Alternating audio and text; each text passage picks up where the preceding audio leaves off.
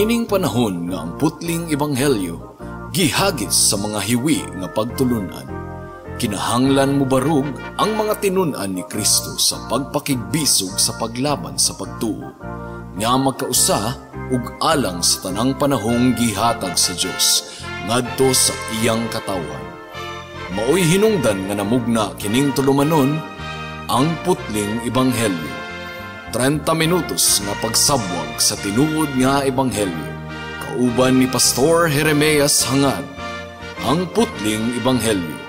Tulumanon nga gihatod kaninyo sa Herald of Grace Radio Ministries Philippines. Ang putling ebanghelyo. Ang putling ebanghelyo.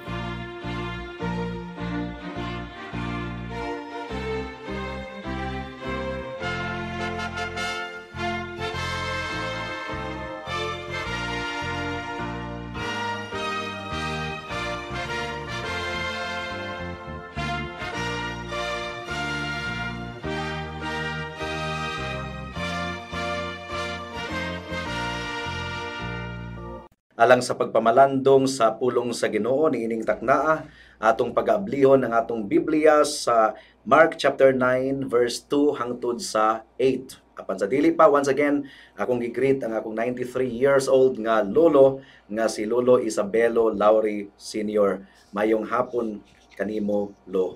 Mark chapter 9 verse 2 to 8. Tapos sa unom ka adlaw, gidala ni Jesus sila si Pedro, si Santiago ug si Juan ngadto sa usa ka taas nga bukid, diin didto walay laing tawo gawas kanila. Ug samtang nagtan-aw sila kang Jesus, nausab ang iyang panagway.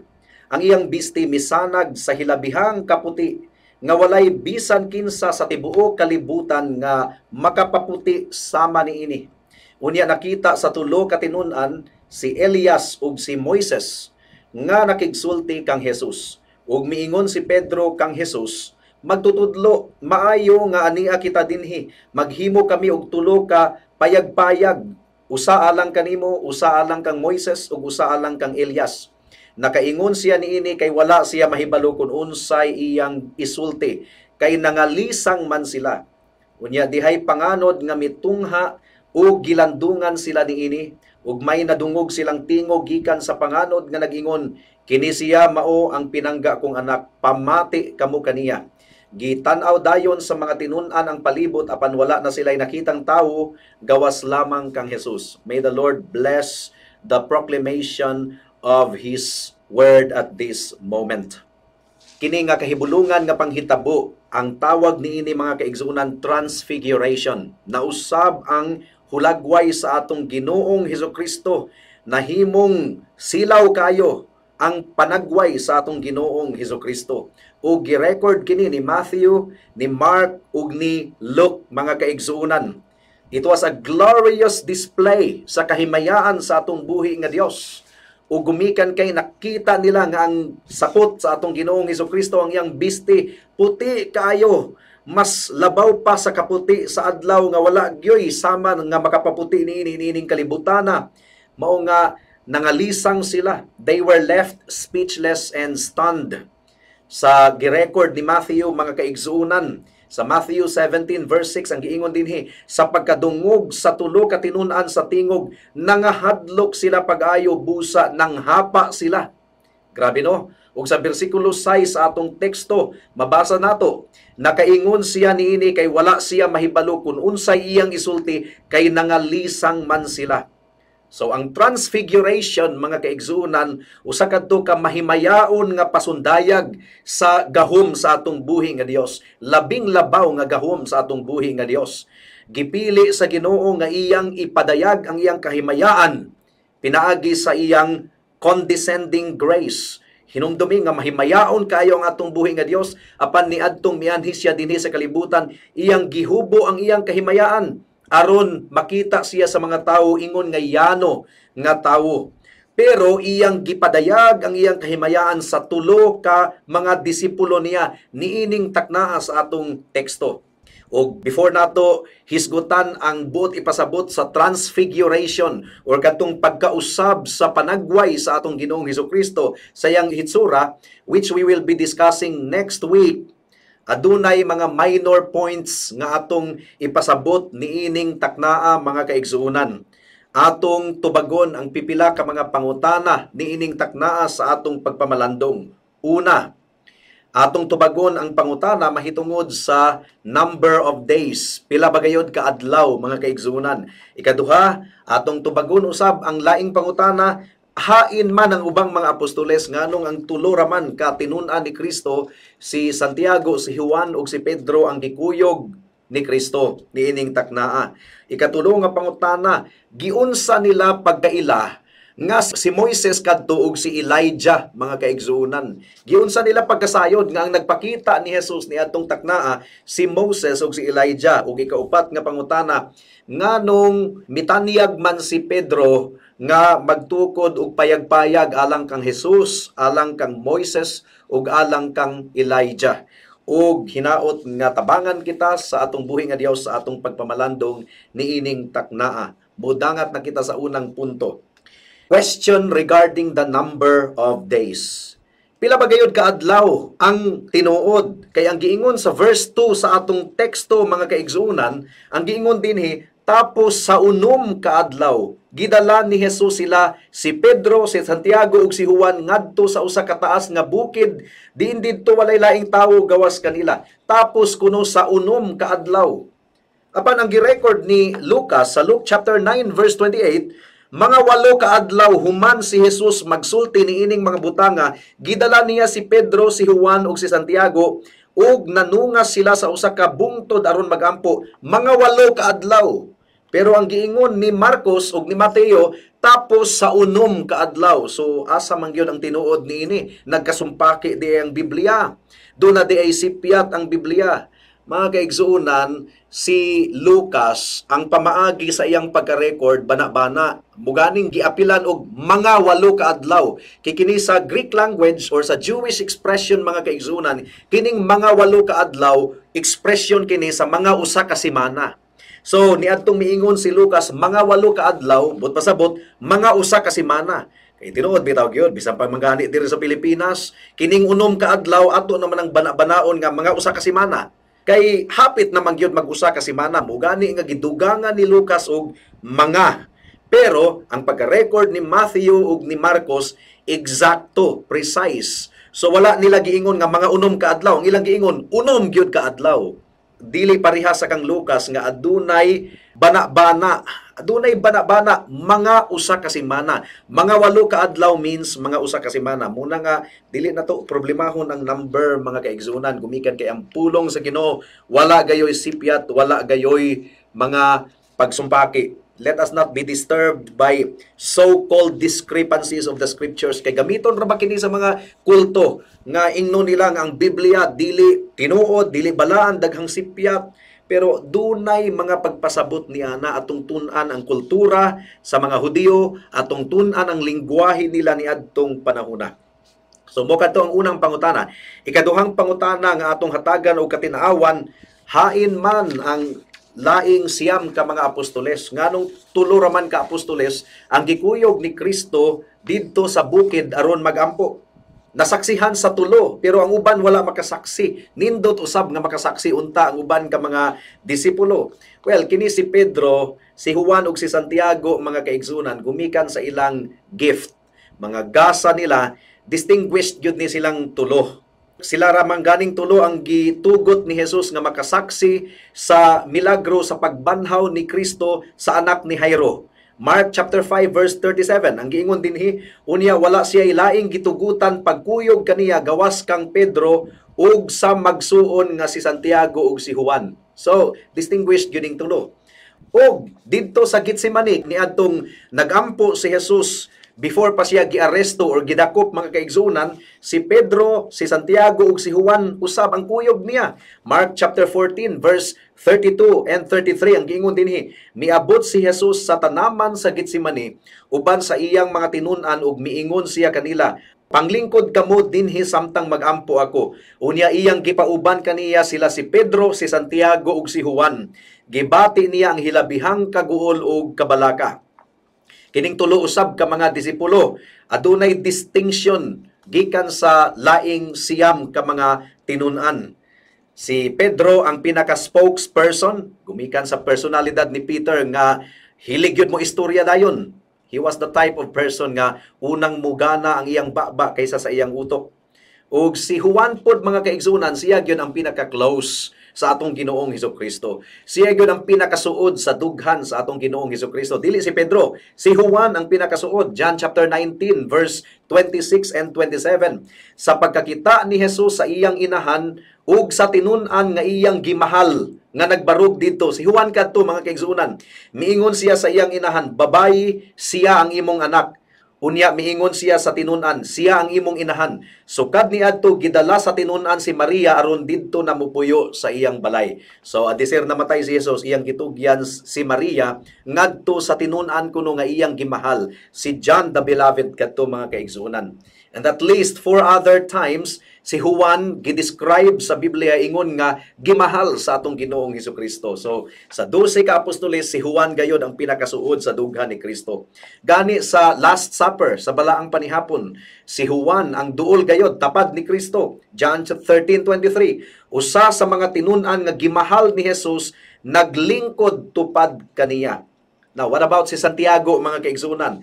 Siya biyapon ang pinakaunang namatay. Siya ang pinakaunang nahimong martir. Ug siya ang pinakaunang misulod ngadto sa kahimayaan sa langit kauban sa atong Ginoong Hesukristo. So, bisag asa nga grupo, dunay leader, dili gayud ikalikay nga duna gayoy mga inner circle, duna gayoy mga mas suod pa kaysa sa leader.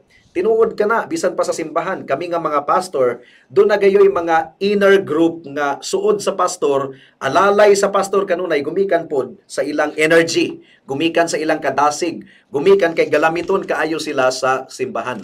Doon ay mga pastor nga mag-devote sa ilang oras o enerhiya sa mga miyembro nga nagaluya, mga miyembro nga dili ra kayo matinud-anon, mga hatagan ka na og igong panahon sa pastor aron sila ma-encourage, pero kung ang pastor nanginhanglan usab og encouragement, nanginhanglan og tambag, ang pastor moadto sa mga miyembro nga medyo hamtong-hamtong og kasaligan. So mao kadto si Pedro, si Santiago ug si Juan.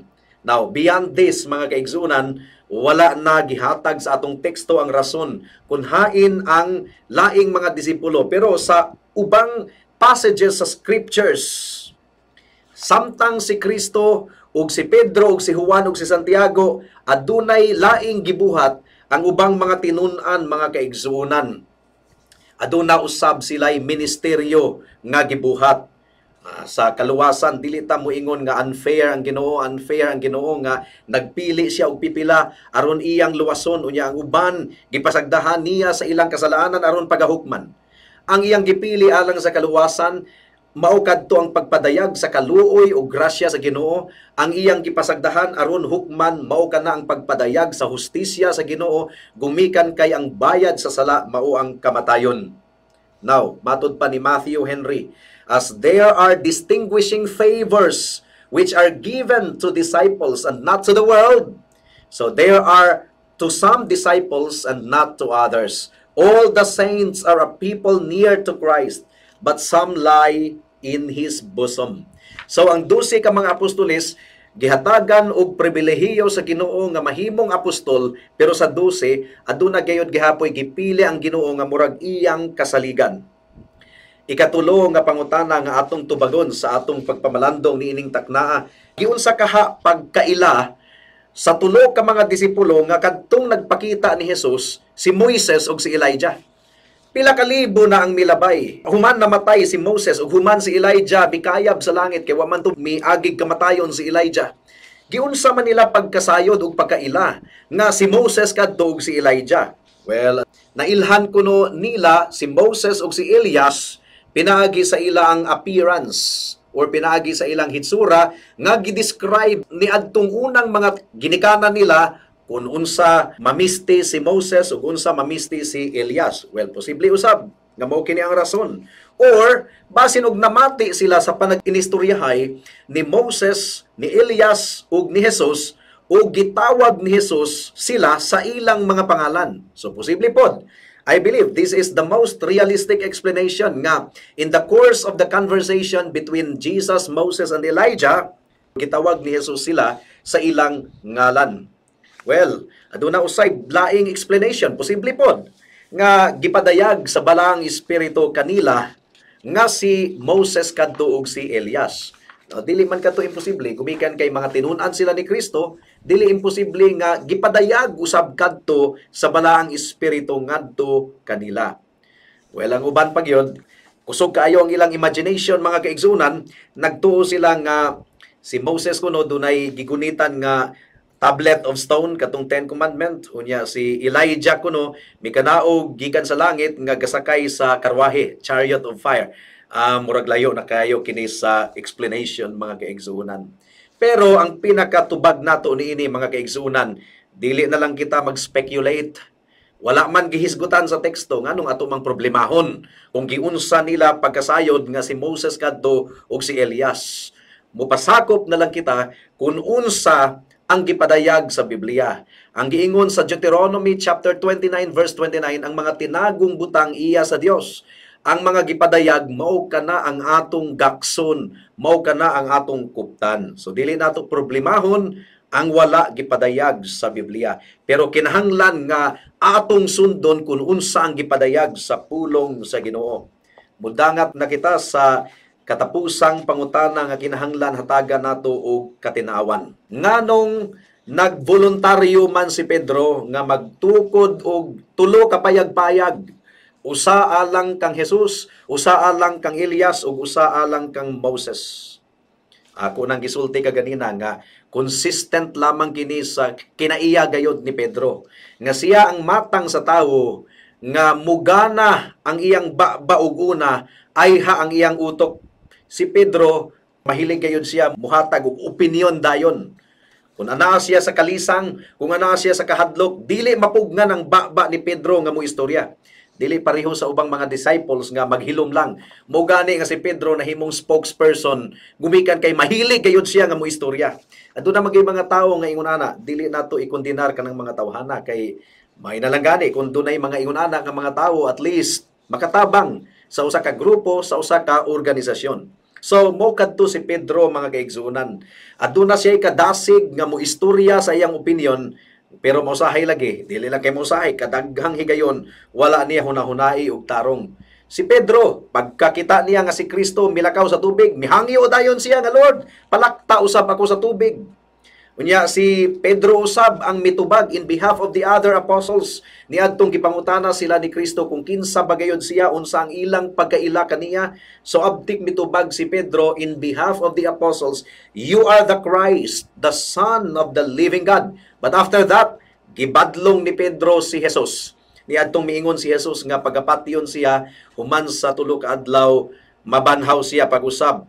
Nasyak si Pedro ug iyang gibadlong si Jesus. Mao nga gitawag siya ni Jesus og Satanas, gumikan kay ang iyang paminsar dili gikan sa Dios kundi dili gikan ni Satanas. Mukadto nga atong pagpamalandong ni adtong miaging mga semana. Og ni adtong gihugasa ni Kristo ang tiil sa iyang mga disipulo, abtik gayon si Pedro nga mitubag nga, "Lord, dili ka mohugas akong tiil, di ko mosugot." Pero later giusab na pud niya ang iyang statement, "Sige Lord, hugasi ang akong tiil, apil ang akong lawas." John chapter 13 verse 8 to 9. So kining baba ni Pedro ba, abtik gayud kayo muyaw-yaw nga wala kayo hunahunai. Ang giingon dinhi si Pedro miingon, "Dili gayud ako magpahugas nimo sa akong mga tiil." Apan si Jesus mitubag, "Kung dili ko hugasan ang imong mga tiil, wala kay labot kanako." Si Simon Pedro mitubag, "Kung mao kana Ginoo, dili kay ang mga tiil ko lamang ang hugasi, kundi hasta usab ang akong ulo ug mga kamot." Imagine ninyo kung unsa nga matang nga tawo si Pedro mga kaigsunan, aduna siya mga kahuyangon, mao gani nga dili siya ang pangulo sa iglesia, dili siya ang bato. Si Kristo mao ang higante nga bato, si Pedro gamay nga bato. Dali rang malagpot, dali rang ipalantig, dali rang ilabay. Jesus Christ is the rock, and Jesus Christ founded His church upon the rock. He did not found His church upon Peter.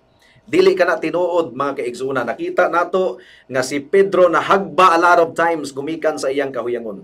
So, perhaps, nganong si Pedro mibuluntaryo nga mo tukod og tulo ka payag-payag alang ni Jesus, ni Moses ug ni Elijah, gumikan kay nalisang siya, nasyak sila. Nasyak siya sa iyang nasaksihan, mga kaigsunan. Si Juan ug si Santiago naghilom lang, pero si Pedro mahilig gayong mo express kung unsa ang iyang gibati. Ang giingon sa versikulo 6, nakaingon siya niini kay wala siya mahibalo kung unsay iyang isulti kay nangalisang man sila. Tambag lang mga kahigalaan, no? Kung di mo kahibalo kung unsay iyong isulti, magpakahilom lamang kamo.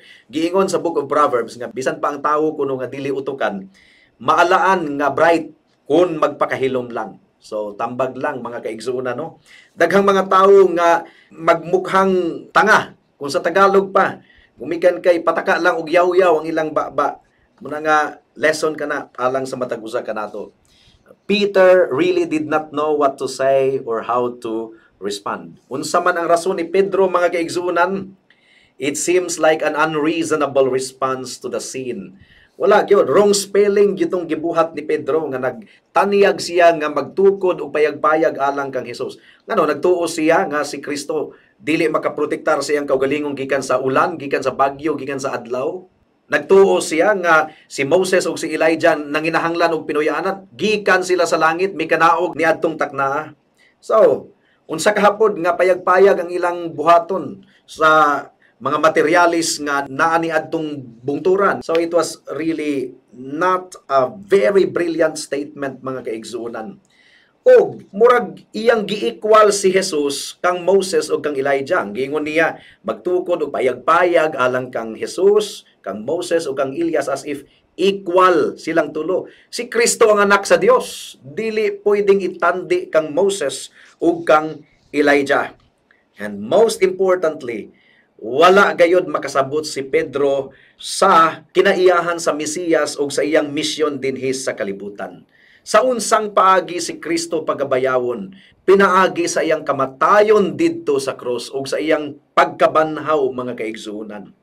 Gisulti na kini ni Jesus sa Mark chapter 8 verse 31. Ang giingon dinhi, unya gisuginlan ni Jesus ang iyang mga tinun-an nga magantos pag-ayo ang anak sa tawo ug isalikway siya sa mga pangulo sa mga Hudiyo, ingon man sa kadagkuan sa mga pari ug sa mga magtutudlo sa balaod. Pation siya apan sa ikatulo ka adlaw mabanhaw. So ang tubag sa atong Ginoong Hesukristo mahinungdanon gayud kaayo. There was no answer actually, as if to say, what I have spoken, I have spoken. Well, in fairness kang Pedro, gusto lang niya nga maprolong pa katong tuang kahimayaan nga iyang nasaksihan. Mao nga nagtaniyag siya nga mutukod og payag-payag. Mura og kanini ang gusto siya nga moprolong pa to. Nga nakita niya ang kahimayaan sa atong Ginoong Hesukristo, he did not want it to end so soon. So in fairness, basig mupod ko to ang nagdagan sa utok ug hunahuna ni Pedro, mga kaigsuunan. Kunya, wala man po siya mi-decide dayon kay iya man gipangutana ang atong Ginoong Hesus kung unsa kaha magtukod ta og payag-payag. So, anaara gihapon ni Kristo ang pagbulutan. Matthew chapter 17 verse 4, ang giingon dinhi, si Pedro miingon kang Hesus, Ginoo, maayo nga ania kita dinhi kung gusto ka. So, kung gusto ka. Mikonsulta gihapon si Pedro kang Hesus. Kung gusto ka, magbuhat ako dinhi og tulo ka tulda, usaa lang kanimo, usaa lang kang Moises, ug usaa lang kang Elias. So nakuha nato mga kaigsunan, alang kanato ang transfiguration, katong pag-usab sa panagway sa atong Ginoong Hesukristo. Mao kadto ang pinaka mahimayaon nga butang nga atong pamalandungan, pero wala na kitay igong higayon. Mao kini ang atong pamalandungan karong sunod semana. Gumikan kay maayo gayod kaayo nga kita suod kaayo sa atong Ginoong Hesukristo. Maayo gayod kaayo, mahinungdanon kaayo, dako kaayong kalipay sa atong kalag nga kita mulingkod sa tiilan sa atong Ginoong Hesukristo ug maminaw sa iyang pulong. Mao kini ang gibuhat ni Maria, dili Maria nga inahan ni Jesus, kundi Maria nga igsuon ni Lazarus ug ni Marta. Luke chapter 10 verse 38 to 42 ang giingon dinhi, samtang nagpadayon pagpanaw si Jesus ug ang iyang mga tinun-an, nahiabot sila sa usa ka balangay diin may usa ka babayi nga ginganlag Marta, nga miabi-abi kaniya didto sa iyang balay. May igsuon siyang babayi nga ginganlag Maria, nga naglingkod sa tiilan sa Ginoo ug namati sa iyang gitudlo. Si Marta nagkapuliki sa pagsilbi kanila, busa miduol siya og miingon, Ginoo, dili ka ba manumbaling nga gipasagdahan man lamang ako sa akong igsuon sa tanang buluhaton sa balay?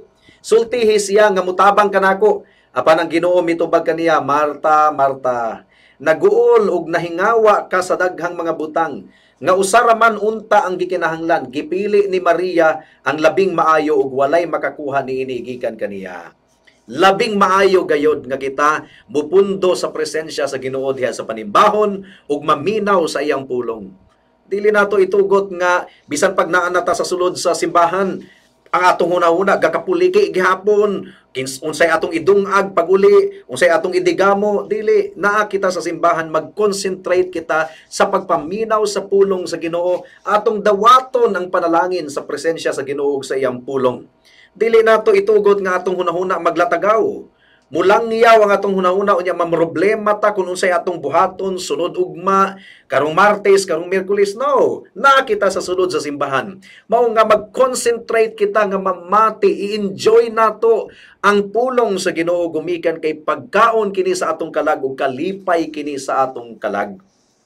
We should always want to prolong the times of worship and intimacy. I-enjoy nato ang fellowship sulod sa simbahan, kauban sa mga katawhan sa Ginoo. It is always good to be apart from the world and alone with Christ. Alone with Christ. And in the case of Sunday worship or Lord's Day worship, it is always good. Nga samtang ang ubang mga bagang panon sa katawhan, tuwa sa kalibutan, wala nila hatagi og panahon ang Ginoo, pero panalangin kaayo mga kaigsuonan, nga kita anaa sa presensya sa Ginoo sa pagsimba. And yet after that, we must also be willing to come down and labor. Human sa nindot kayong kasinatian ni Pedro, ni Juan ug ni Santiago didto sa Mount of Transfiguration, pag naog nila sa bukid or sa bungtod, naabtan nila ang ubang mga disciples nga nagwali sa pulong sa Ginoo, nagtrabaho, nangabudlay. Mark chapter 9 verse 14. Sa namalik na sila ngadto sa ubang mga tinunan, nakita nila didto ang usa ka dakong panon sa mga tawo. Dihay pipila ka mga magtutudlo sa balaod nga nakiglantugi sa mga tinunan. So ang ubang mga tinunan naglabor usab, ilang gidipinsahan ang gospel. Gumikan kay adunay nakiglantugi kanila. So, we must never forget the work before us. Nasayod si Pablo niini as he considered kung unsa bagayod ang iyang gustuhon, mamatay o makauban niya si Kristo or magpabilin pang buhi aron mahimo pa siyang galamiton alang sa gingharian sa Dios. Wala kini matubag ni Pablo. Philippians chapter 1 verse 21 to 25. Kay alang kanako ang kinabuhi mao si Kristo ug ang kamatayon maghatag og dugang nga kabulahanan. Apan kung buhi ako, makahimo ako mas mapuslanon nga buhat, busa wala ako masayod, hain niini ang akong pilion. Naglibo gayod ako kung unsay akong pilion, buot akong mubiya niining kinabuhiya ug makig-uban kang Kristo nga mas maayo alang kanako, apan tungod ug alang kaninyo labi pang maayo nga buhi ako.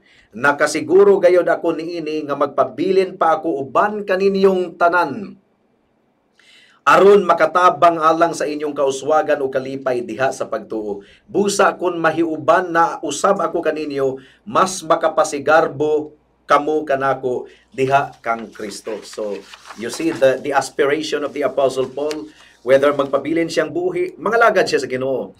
Whether kuhaon na siya sa Ginoo, that would be better for him. Doon na siya paglaom sa kaluwasan, gumikan kay nasayod siya. To be absent from the body is to be present with the Lord. Alang sa tinuod nga mga magtotoo, matapos man ang atong kinabuhi niining kalibutana, excited kita, gumikan kay pagkahuman niining kalibutana, makauban na nato ang atong buhi nga Dios, ang atong manluluwas. Apan walay paglaom nga susama niini ang mga tawo nga wala pa makadawat sa grasya sa kaluwasan.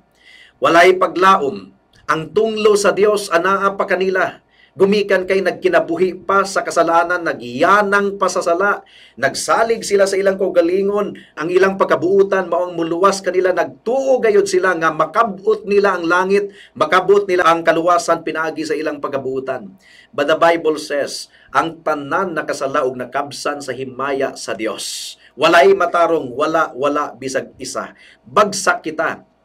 The good news is, si Kristo mianhi, aron muluwas sa mga makasasala nga sama nimo ug sama nako, ug igo na ang gibuhat ni Kristo dito sa cross sa Kalbaryo. Ang iyang dugo ug ang iyang pagkamatarong insakto na, igo na alang sa tanan nga mga mutuog musalig kaniya. Busa higala hinulsuli ang imong sala, ilha nga ikaw makasasala ug dili gayud ikaw makaluwas sa imong kaugalingon, ug salig sa atong Ginoo lamang alang sa imong kaliwasan. Ang iyang dugo ug pagkamatarong mao ang imong gikinahanglan aron ikaw dawaton sa Ginoo. And the good news is, bisan kinsa nga muduol kang Kristo, dili gayud niya isalikway. Busa duol kaniya karon kay base og ugma ulahi na ang tanan. Alang sa dugang nga mga pangutana, mahimong mo text kang Pastor Jeremias hangad sa 0935 744 3030.